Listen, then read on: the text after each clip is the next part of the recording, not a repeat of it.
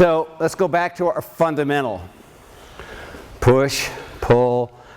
There's a thing that happens when you've got a front and you've back and you have a back and you have a center.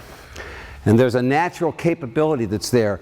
As Bob says, the system does it then.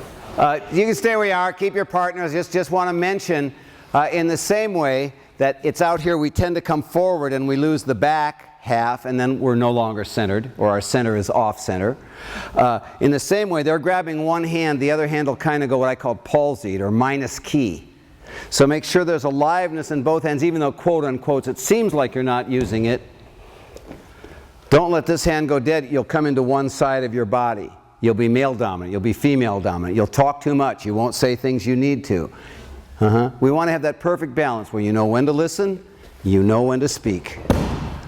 Both hands, equal and even. When I started Aikido, I've been yoga for many years, and I thought, geez, I'm great in my meditation room, but when I go out in the insanity of the world, it doesn't hold up as well. So I get to my state great. Then I go to do my technique. If he were to push or pull on me now, I don't have that same state.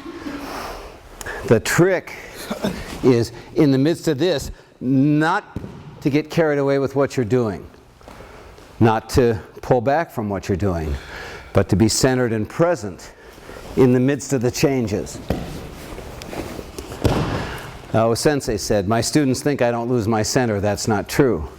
I just recognize it sooner and I get back quicker. So if you're at least at the beginning of your technique, and hopefully again at the end of your technique, start in a centered place, no matter how far off you get, practice coming back to center, or the process of centering, because you're never there, you're always moving towards it. Then eventually, while you're moving, your centering is happening. It takes a while. In the first, you're thinking about the bike as you balance. After a while, you're not thinking about it anymore.